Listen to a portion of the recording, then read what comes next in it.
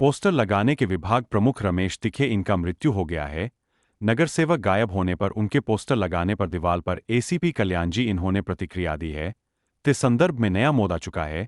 संदर्भात में नगर सेवक मधुर म्हात्रे इनके पिता उमेश म्हात्रे इन्होंने प्रतिक्रिया दी है। ते संदर्भ में नया मोड़ आ चुका है।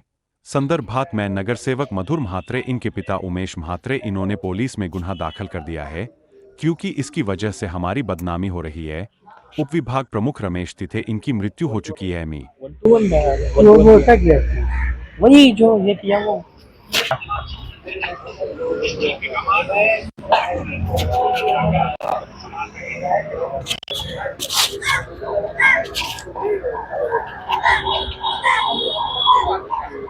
चलेगा मुझे का वर्मा जी आ गए।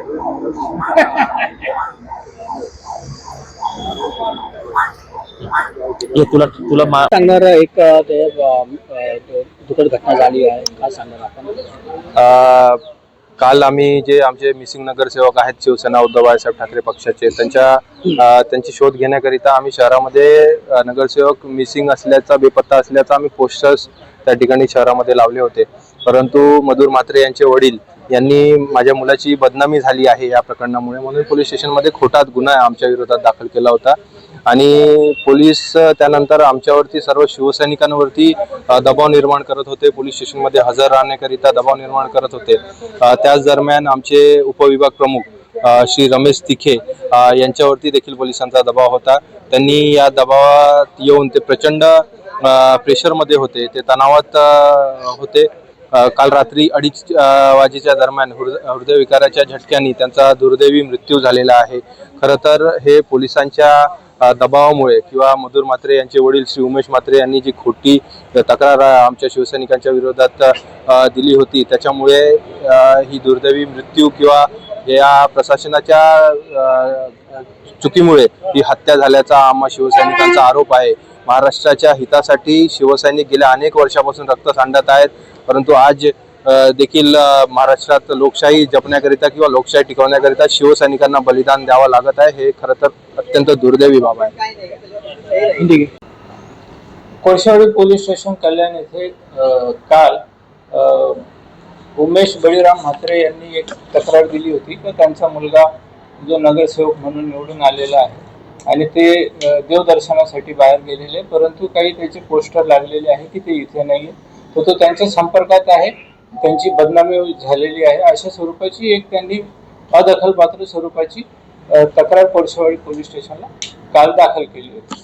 त्या अनुषंगाने ती तक्रारीची शहानिशा करा अशा स्वरूपाचा एक तक्रारी अर्ज आज आमच्याकडे प्राप्त झालेला आहे, त्याची चौकशी सध्या चालू आहे। शहानिशा करा तक्रारी अर्ज जो आहे तो कोणी दिलेला आहे आणि कोणाविरुद्ध काल त्यांनी किती जणांविरुद्ध त्यांनी तक्रार दाखल केली?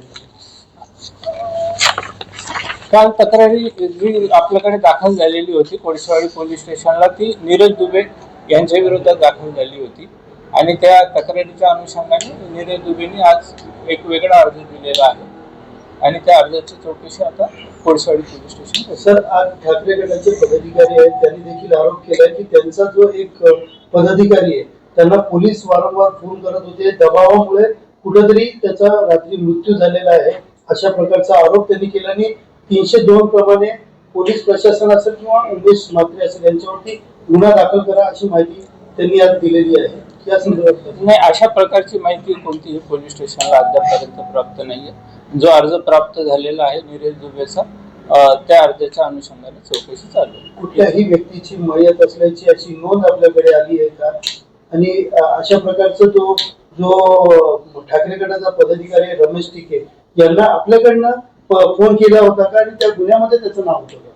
नाही, तक्रार ती फक्त नीरज दुबे आणि इतर 2 लोक अशा स्वरूपाची तक्रार होती आणि त्याबाबत आता या पोलीस स्टेशनला आतापर्यंत काही दाखल नाही।